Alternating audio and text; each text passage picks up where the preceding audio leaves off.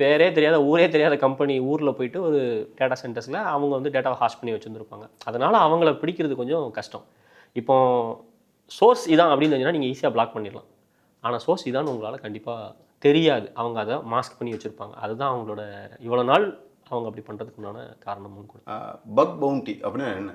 Buck bounty அப்படின்றது ஆக்சுவலாக இப்போ வந்து ஒரு ஒரு ப்ராடக்ட் நான் பில்ட் பண்ணுறேன். அந்த ப்ராடக்ட்டை வந்து பில்ட் பண்ணும்போது எனக்கு சில விஷயம் வந்து கண்டிப்பாக தெரியாது. நான் ஈவன் தோ நான் செக்யூரிட்டியில் நிறைய விஷயத்த பண்ணி தான் வந்து நான் ஒரு ப்ராடக்ட்டை வந்து நான் வெளியில் கொண்டு வரேன். இந்த மாதிரி கம்பெனிஸ் என்ன பண்ணுவாங்க அப்படின்னு பார்த்தீங்கன்னா, அவங்களோட டெக்னாலஜிக்கல் ஃப்ளாவை அவங்க மேக்ஸிமம் கவர் பண்ணிவிடுவாங்க. ஆக்சுவலாக மேக்ஸிமம் கவர் பண்ணிவிடுவாங்க. இதில் சில பர்சன்டேஜஸ் வந்து அவங்களுக்கு தெரியாத ஒரு ஒரு என்ட்ரி டோர்வே ஏதாவது ஒரு பேட்ச் இருக்கலாம். மேக்ஸிமம் பிஸ்னஸ் லாஜிக்ஸ் எரராக இருக்கலாம். இந்த மாதிரி எரர்ஸை வந்து என்ன பண்ணுவாங்கன்னா, ஒரு டீம் ஆஃப் பீப்புள்கிட்ட வந்து நீங்கள் என் சைட்டை நீங்கள் யாராவது வந்து என்ன இது மாதிரி ஏதாவது ஒரு பக்கோ அந்த பக்கோ வந்து நீ கண்டுபிடிச்சி கொடுத்தீங்கன்னா அதுக்கு தக்கனாப்பில் உள்ள ரெனுமரேஷன்ஸ் கொடுப்பாங்க.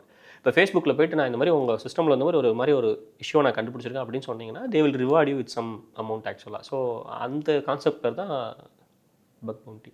பொதுவாக ஒரு ஹேக்கர்ஸ் எப்படி ஹேக்கிங்கை கற்றுக்க முடியும்? அதுக்குன்னு ஏதாவது இடம் இருக்கா? அதாவது எத்திக்கல் ஹேக்கிங் தான் சொல்லி கொடுக்கணும். அதாவது நீங்கள் யூடியூப்பில் கூட ஹேக்கிங் பேஸ்ட் வீடியோவை அப்லோட் பண்ணீங்க அப்படின்னா நிறைய இடத்துல பேன் பண்ணிவிடுவாங்க ஆக்சுவலாக. அதாவது வந்து அதை வந்து பெரிய லெவலில் ப்ரொபகேட் பண்ணக்கூடாதுன்ற ரூலும் இருக்குது.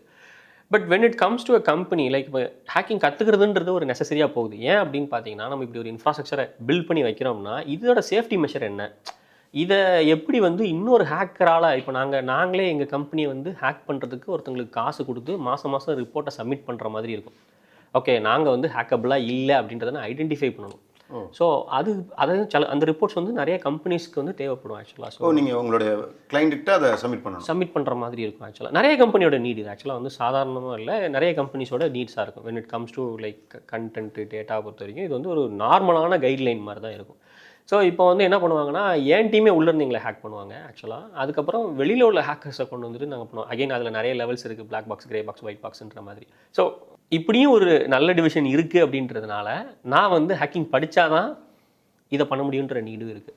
ஸோ படிக்கிறதுக்கு நிறைய சோர்ஸஸும் இருக்குது, நிறைய இன்ஸ்டிடியூஷன்ஸும் பண்ணி தராங்க ஆக்சுவலாக. ஸோ ஒரு வாஸ்ட் மீடியமில் அதை போஸ்ட் பண்ணுறதுக்கு நிறைய தடைகள் இப்போ இருக்குது ஆக்சுவலாக.